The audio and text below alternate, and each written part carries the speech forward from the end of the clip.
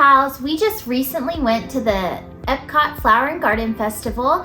Hey pals, we're at Disney World and we're trying this yummy this drink.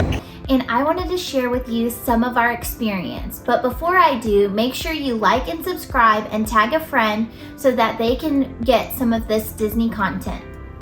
Hi pals, went to the Flower and Garden Festival. We wanted to share with you some of the experiences that we had, from the different foods to the different topiaries to some of the merch that was super cute, and just some of the fun activities that we got to do.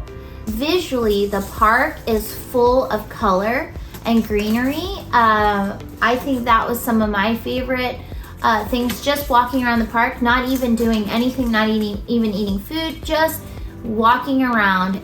The colorful springtime, it just added to the experience. So at this particular festival, they have several topiaries. So they have shaped them like different Disney characters.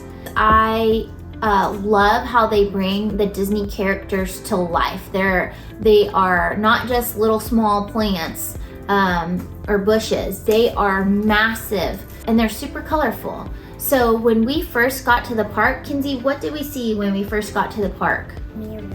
Mirabelle, which Mirabelle is brand new this year. And who else was up there? Isabella, right. And she was super colorful, wasn't she? And then what's another character that they had?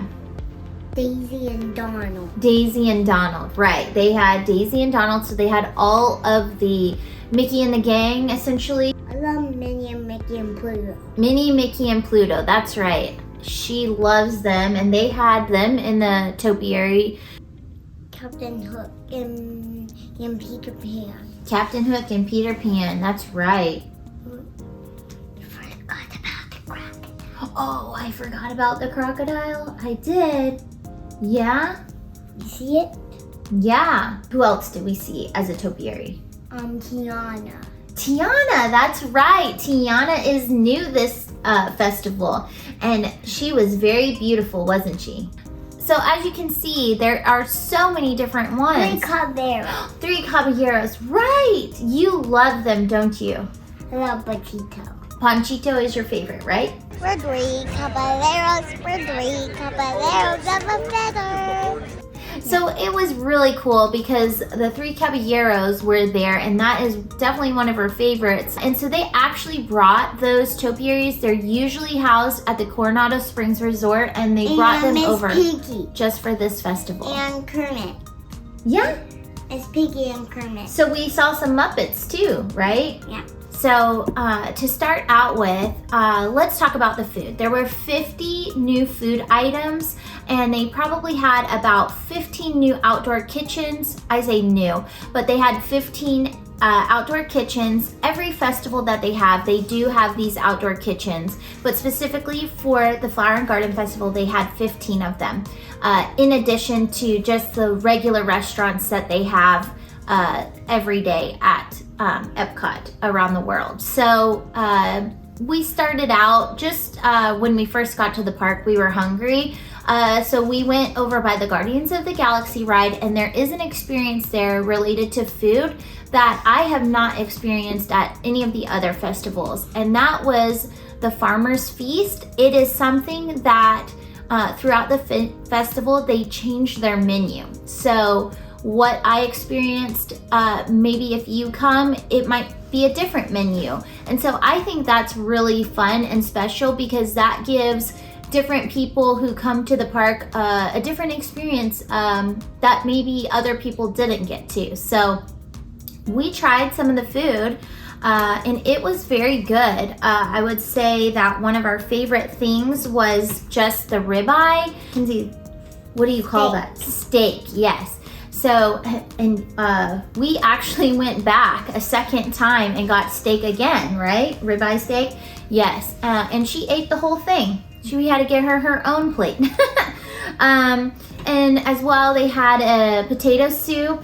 What about the spice cake? Did you like the spice cake? This thing? Yeah. Yeah? You liked that? Yeah. But your favorite was probably the steak, right? Yeah. Yeah, the steak was probably your favorite. We did go around the world. They had, every festival, they have like a little booklet that you can get. And in the booklet, they show those 15 outdoor kitchens and what they're gonna have on their menu. So as you're walking around, you can pick various foods. Now, I will recommend, like, you're not going to be able to try everything in one day. It's a lot of food. Even the things that we tried, we were getting so full. I literally was like, I cannot eat any more. The portion sizes are very decent, in my opinion, for the amount of money you're paying, because a lot of times people think that the food is overpriced. But I will say, portion-wise, for these small tastings, I felt like they were very good portion sizes. So right now I'm having her look at some of the dessert options we tried. We tried a whiskey chocolate cake. I didn't love it, only because it was very rich, but if you're looking for a decadent dessert, I do recommend it in that regard. What's on the top of it? Worm. A worm? A gummy worm, right? You ate that right away. So in the, I believe it's in the Italy area, they have a pudding cup. It's kind of a chocolate hazelnut little pudding cup, similar to Worms in Dirt. It has a little worm a gummy worm on the top. And of course she ate the gummy worm right away. So that was just a fun dessert we tried. But I would say probably my favorite dessert that we tried was in Morocco. It wasn't in the outdoor kitchen, but inside one of the restaurants, quick service there, and it was actually a saffron cake. I don't really know what saffron tasted like, but visually it was very cute, and so I decided, well, it can either go one way. It can be cute and taste disgusting, or it can be cute and actually have a good flavor. And I would say that was my favorite thing I tried. The raspberry puree at the bottom was just really good and added to the flavor of the dish. It was very light, so I didn't feel like weighed down like some of the other meals that we tried, foods that we tried. So dessert-wise, I would say that was probably my favorite. Every festival they have at the very back of the booklet, they have some kind of stroll. That is generally, you spend about $30 and you get to try about 5 different things. And then when you complete it and you get a stamp for trying 5 of these different food items, you'll get a prize treat. Is I guess the best way to describe it. So a lot of times we like to do it. So in this particular festival, you could try 5 of, I believe, 11 different food items. And so you get a stamp at each one, and then at the end you turn it in and you get a treat. And the thing I really liked about this time was that the souvenir, or the treat that you got, came with a little souvenir cup that made it special, because this was something, yes, you paid for the food, but you got a little memento that specifically said the Flower and Garden Festival. So if you're looking for a souvenir that maybe, you don't necessarily want to buy a ton of merch for, but you want something to remember your experience, I definitely recommend the Garden Graze Stroll. That was specific to this Flower and Garden Festival. Can you show them the little booklet? Yes. So this is the booklet that you get, and every festival has a booklet, but this one is specific for the Flower and Garden. And not only did you get like a food treat, this specific festival gave you something else for completing the stroll. And Kinsey, do you want to show it? Put this up. Show. It's a seed packet. So again, you get to take something home which you might use to build your own garden and take a little bit of the magic back home. just to kind of wrap things up, we had a lot of fun. We rode rides, we ate a lot of different foods, we got to experience a lot of different things at the park.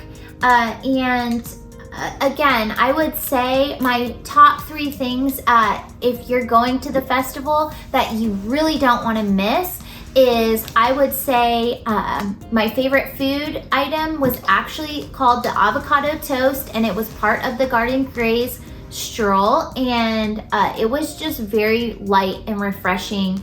I really liked it. I thought that the vegetable theme kind of added to the Flower and Garden Festival. And then I would say the next thing that I thought was really fun was, I really think it's worth the investment to do a scavenger hunt where you're searching around the park for a honeybee.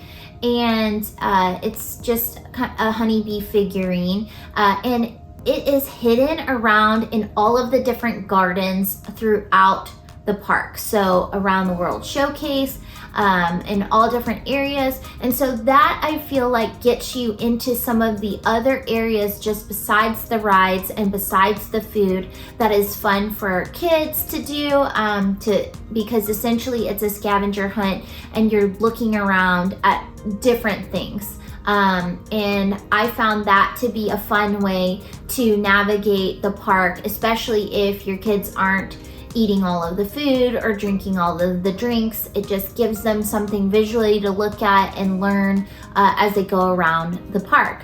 And then lastly, I would say best souvenir, in my opinion, is the Orange Bird Sipper. It is located in the Odyssey Pavilion at Epcot, and it's $15, but the souvenir sipper includes an orange slushy drink, and it was really good. I would say it was probably one of my favorite things that I tried. Right? Do you liked the orange bird sipper and the orange slushy inside? Yeah, and we drank it all. So again, it was $15, but you get to take home the Orange Bird Sipper Cup as a souvenir. So again, you're getting a drink and you're getting a souvenir all wrapped into one. So again, the cost to bring something home was something that I think is cost effective and fun and memorable for the trip. So let me know in the comments if you're planning to go to the Flower and Garden Festival, or if you have any questions about the Flower and Garden Festival or Epcot in general. Make sure you comment in the comments to ask your questions, because I would really love to answer them for you. So until next time, I'm Carolyn, and this is Kensington, and we're part of My Disney Crew, and I hope that you will like and subscribe our page so that we can give you more Disney news or experiences in the future. See you real soon.